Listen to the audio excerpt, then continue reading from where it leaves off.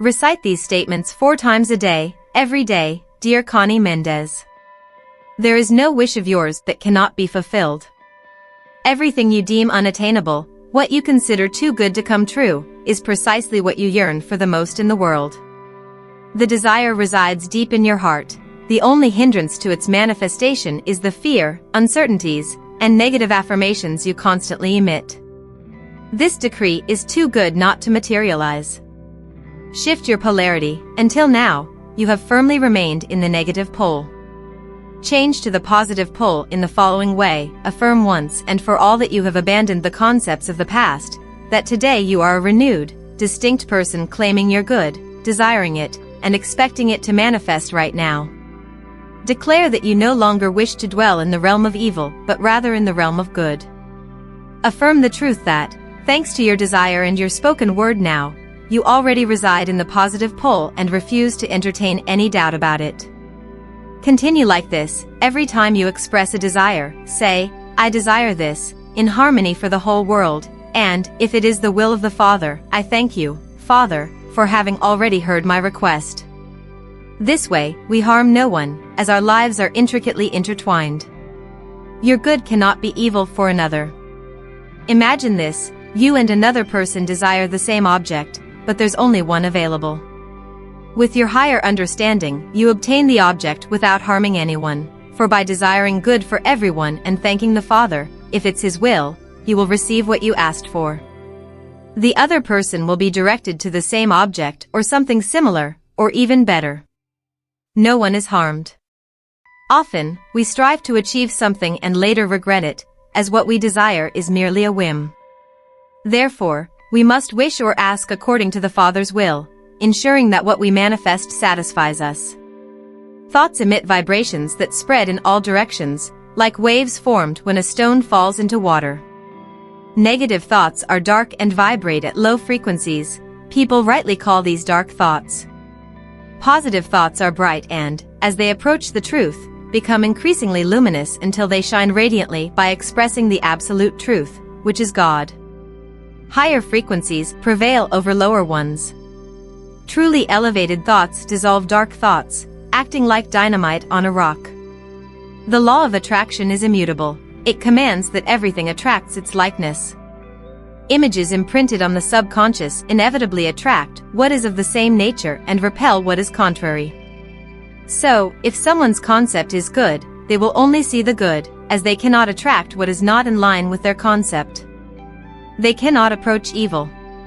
Conversely, someone filled with negative concepts only attracts bad things, as they cannot attract anything else. This explains the so-called panic contagion. Have you noticed that when you meditate on an incident, like a harmful action or an offense, indignation and resentment increase? Now you understand that you attract similar thoughts, intensifying them. One who knows this law never allows an unpleasant idea to linger in their mind. When thinking of it, reject it, compare it with the truth of being, and immediately think of something good.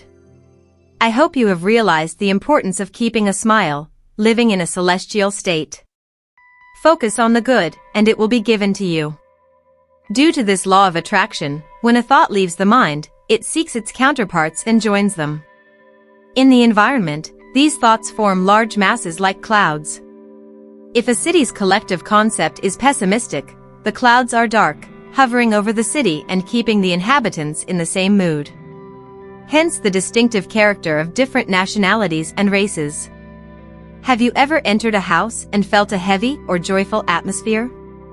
Have you noticed the mournful atmosphere of a funeral? Have you felt the oppressive mood when entering an empty house without understanding why? Not long ago, I accompanied a friend in search of an apartment, and upon entering a beautiful and elegant one, we both felt an unpleasant sensation. The next day, we learned that several tragedies had occurred there. Positive-minded people lighten the environment, dark masses retreat, returning only when the disturbing person is absent. If a trained metaphysician comes into contact with such an environment, they leave a lasting benefit, for their mere presence dispels the darkness, just as night dissipates when a light is turned on. Where does darkness go when the sun sets? Nowhere, it turns into light. The person who has transformed their concepts, who has formed the habit of connecting everything with the divine being, has the power to destroy others' crystallizations by thinking the truth in the face of the evils that may befall them. This explains the miracles and healings performed by Jesus. The commandment to love your neighbor as yourself does not mean that we are obliged to feel affection. Forgive your enemies, do good to those who persecute and hate you, turn the other cheek. All this means that, witnessing evil happening to another, we must think of their divine being and declare the truth. There is no more practical way to dispel the resentment we may feel. Often, we hear statements like "I forgive, but I cannot forget." If you are like this, try what was said. You don't need to address the people who offend you or even look at them. It might be even better not to look at them, as it would be challenging to divert your thoughts from what they did to you. Simply focus on the divine being already present in everyone, address it, and instantly you will know how to deal with the situation. In other words, the truth you should invoke against hatred and disharmony will come to your mind. Love against illness and the threat of death, life against foolishness, intelligence against disorder, principle against absurd barriers, arbitrary borders, and illogical prohibitions. As for passport troubles, delays in document delivery, traffic jams, bureaucracy, and police and governmental inconsistencies, against all these, the Spirit of God is invincible. Who can stop, delay, prevent, prohibit, or create absurd barriers against God? Nothing can obstruct the path of the Spirit. All of this is the truth, the thought that becomes reality. The higher vibration of thought cannot be subdued by any lower frequency. There is only one danger, allowing impatience and anger to mix with a thought of truth. All spiritual work must be done calmly. My master demanded even more. He recommended that all spiritual work be done as if we were painting a picture on a spider's web. This is because the vibrations of spiritual thought have such high frequencies and such great power that they need to be handled with extreme delicacy. What happens to devout people, raised in Christian doctrines, is that they believe in the transcendence of heaven and earth, body and spirit, as if God were present in one and absent in the other. Surely, you have often heard people saying, "God will take care of these things." As if God could neglect his own essence. When the Bible states that God is everywhere, it does not imply that God is only in significant things and absent in small ones. Everywhere needs no qualification, it means everywhere, both in the whole and in the parts. Our bodies are on earth, nothing else is needed for God to disregard the temples he created to dwell on earth, precisely because he is on earth and not in outer space. The Father who neglected nothing taught us the way to create everything unnecessary in this plane and in all planes. The lesson is in the Our Father of each day, give us today. This means that we must claim what we need and what is already ours. No one, except ourselves, knows what we need. The word bread encompasses everything: money, clothes, travel, studies, food, company, entertainment, work, etc. And, as we are all children of God, the essence of the Father, the magical formula to claim, ask, decree, or create and see it realized immediately, without delay, is using the name of the Father, which is I Am.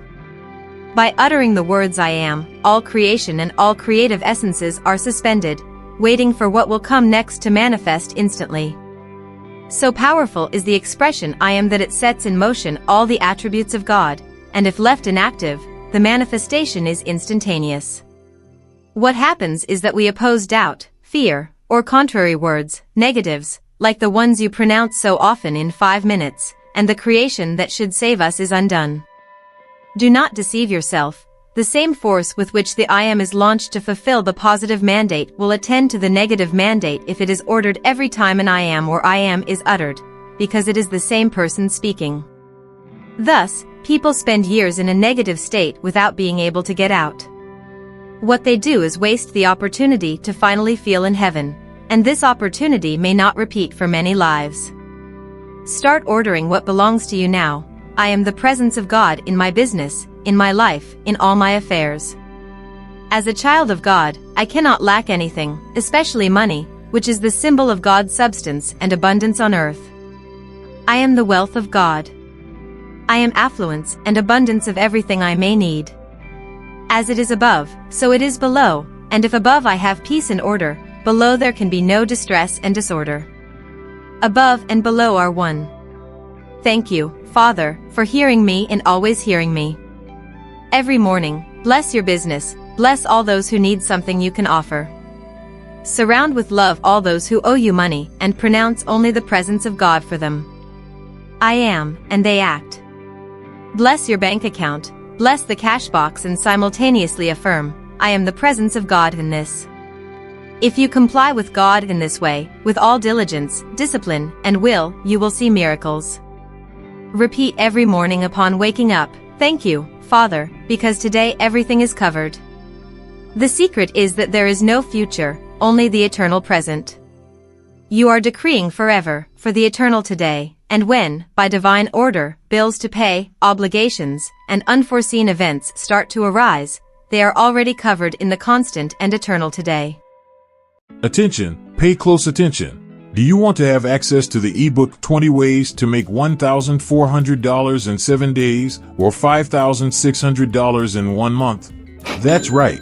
These are validated, tested, and proven methods by thousands of people, methods that really work. But pay attention, it's not easy money, and it's not overnight wealth. These are 100% honest ways for you to raise this money. You can use it as your main income or supplementary income. And anyone can apply what's in the ebook.